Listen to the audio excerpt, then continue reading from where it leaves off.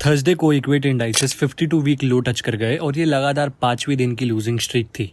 30 share BS index लगभग 2% से गिरा और निफ्टी 2.11% से गिरा। दोनों ही निफ्टी और सेंसेक्स ने अपने 52 वीक लो को टच किया है। 52 वीक लो या हाई का मतलब होता है कि कोई भी एक स्टॉक या इंडेक्स जब पूरे एक साल के टाइम में सबसे लोवेस्ट प्राइस पर होता है या हाईएस्ट प्राइस पर होता है तब उसे कहते हैं 52 वीक लो या हाई। अब ये सब बातें तो हो गई कि मार्केट्स कितने पॉइंट से गिरे और कौन से दिन पर गिरे।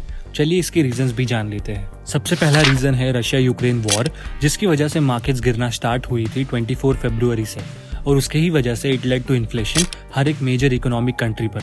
और ये सब तभी हुआ जब मेजर कंट्रीज कोविड से रिकवर हो रही थी। एक और रीजन है FIIs, जो कि होते हैं फॉरेन इंस्टीट्यूशनल इन्वेस्टर्स, जो फॉरेन के बड़े कंपनीज होते हैं उनके fund managers Indian stock market और कई देशों के मार्केट्स में इन्वेस्ट करते हैं।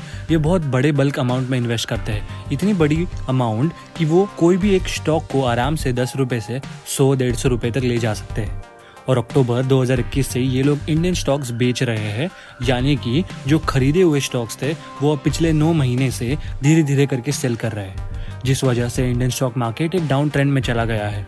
और टोटल अमाउंट FIIs ने बेची है वो अगर देखे तो निकल के आती है 31,000 crore. Next reason Russia Ukraine के वॉर और इन्फ्लेशन से रिलेटेड है। 2 साल में जब पूरी दुनिया कोविड के वजह से लॉकडाउन में थी तब सारे इंडस्ट्रीज की वर्किंग रुक चुकी थी एंड जब पैंडेमिक धीरे धीरे हटने लगा तब कंपनीज और इंडस्ट्रीज वापस अपने पेस पर आने लगे और फिर रशिया यूक्रेन के वॉर में ऑयल के शिपमेंट्स, नेचुरल गैस और कुकिंग ऑयल के एक्सपोर्ट में प्रॉब्लम आने लगी, जिस वजह से खाने पीने वाले सामानों की प्राइसेस बहुत तेजी से बढ़ने लगी यूक्रेन में। आखिरी रीजन भी इन्फ्लेशन ही है।